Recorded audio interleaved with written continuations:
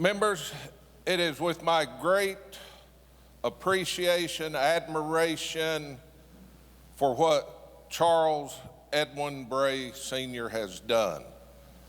He has served his country faithfully. He's also given us our chief head of security here. With that said, let's watch a short video.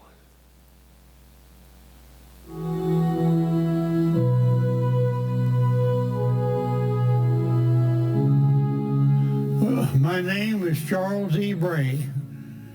I'm a World War II veteran. I landed on D-Day and got to go to Cherbourg to guard the docks before I had to go to the front.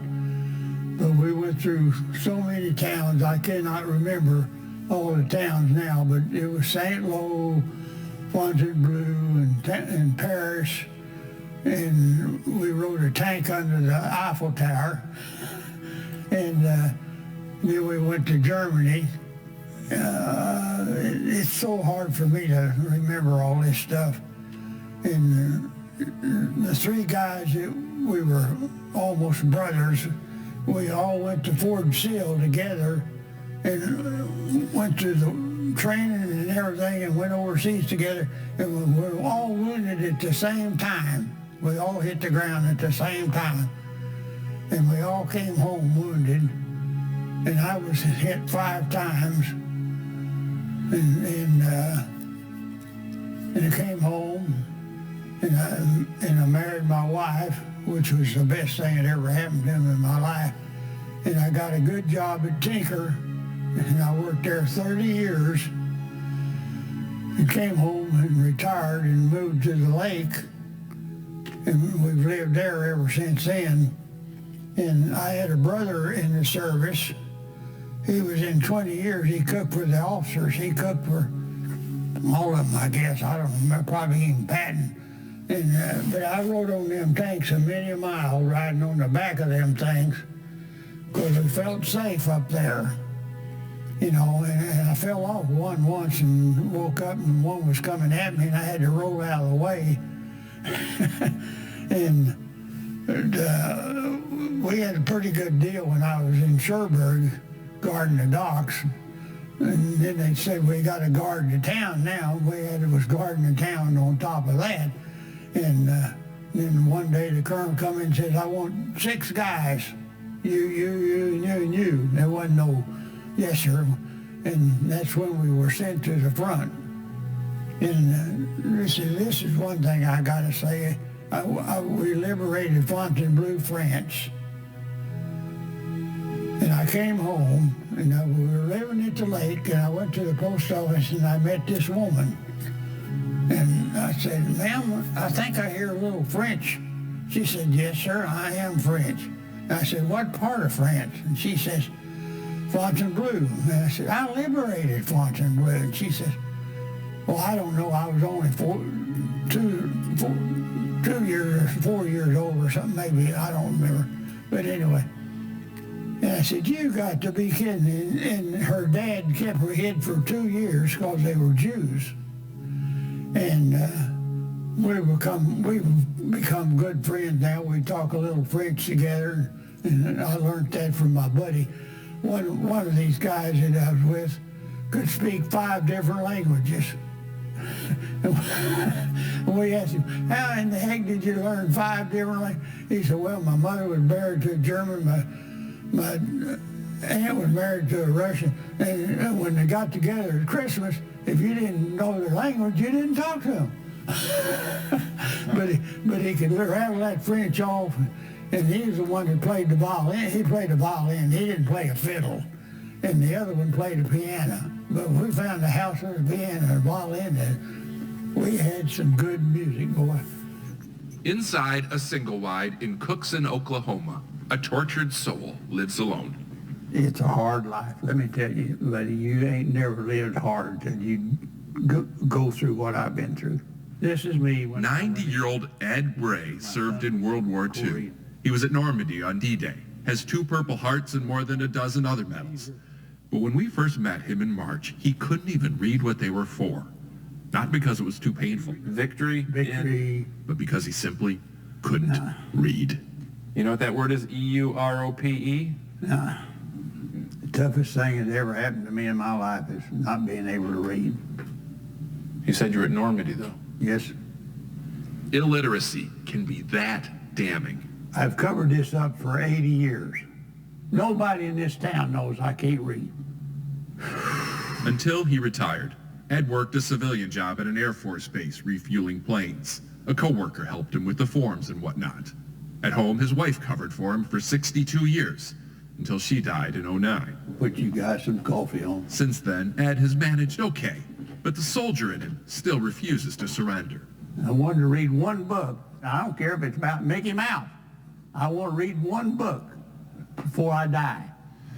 Over the years, Ed says many people have tried to school him, but invariably, either the teacher or the student would get frustrated and give up. Then a few months ago, a friend suggested he see a professor of reading education here at Oklahoma's Northeastern State University. He told me I was wasting my time. And I said, well, we'll just sit and chat a couple times a week. Is that okay? Very good. Toby Thompson says eventually their weekly talks gave way to flashcards. And everything started clicking. 4, He got pretty good at the sight words. 1. Good job. But the real breakthrough came in February, when, at the age of 89, Ed Bray read this book about George Washington. It gave me goosebumps, and it still does. It still does. He read 3 more that week, and though they were all just third-grade level biographies, Good job. each one had the same dramatic ending. Did you ever think you'd read that? This has changed my whole life. I'm not the same guy I was when I started with Toby.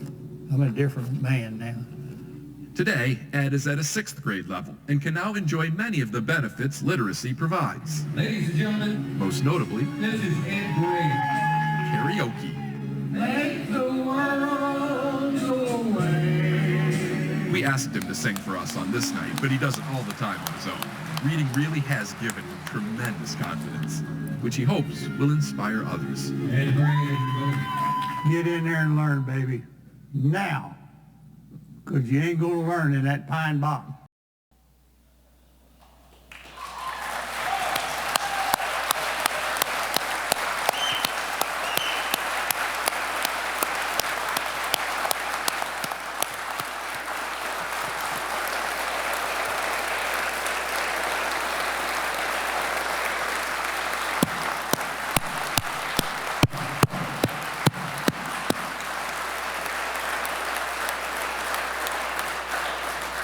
Members, if that doesn't pull at your gut, bring tears to your eyes, nothing will. And again, it is such a great honor and pleasure to introduce our Veteran of the Week. And we all need to set goals. We all need to have dreams and ambition. Well, Mr. Bray has one more. He'll be 98 years old on March 17th. He wants a college degree. So, Mr. Bray, in 4 years from now, I will see you at graduation. Thank you.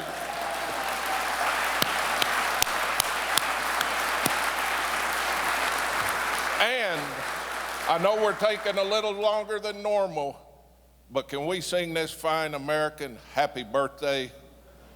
Happy birthday to you. Happy birthday to you. Happy birthday, Mr. Bray. Happy birthday to you.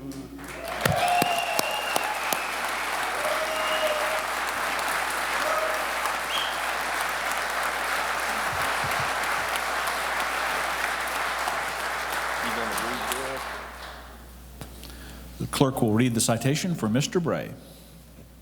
Whereas Charles Edwin Bray Sr. of Cookson, Oklahoma, served the United States Army during the World War II European theater, and whereas Charles Edwin Bray Sr. is among the most honored of all those who served this nation and protected all Americans from enemies, both foreign and domestic, and whereas Charles Edwin Bray Sr. stormed Omaha Beach at Normandy to free occupied France and liberate towns from the Nazi occupation, was injured in the line of duty, and later received 2 Purple Hearts, the Bronze Star, Combat Infantry Badge, D-Day Badge, Invasion of Europe Medal, German Invasion Badge, and Military Police Badge. And whereas the Oklahoma House of Representatives holds in the highest esteem and deepest appreciation for the sacrifices and contributions Charles Edwin Bray Sr. has given in order to preserve the freedoms and privileges Americans hold so dear, and whereas the Oklahoma House of Representatives takes great pride in honoring Charles Edwin Bray Sr. as Veteran of the Week,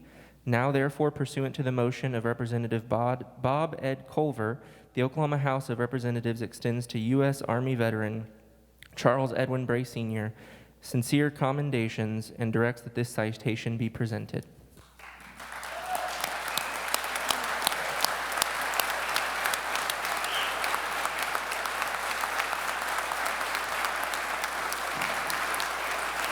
And he has the whole South Gallery as family and friends, so welcome them also.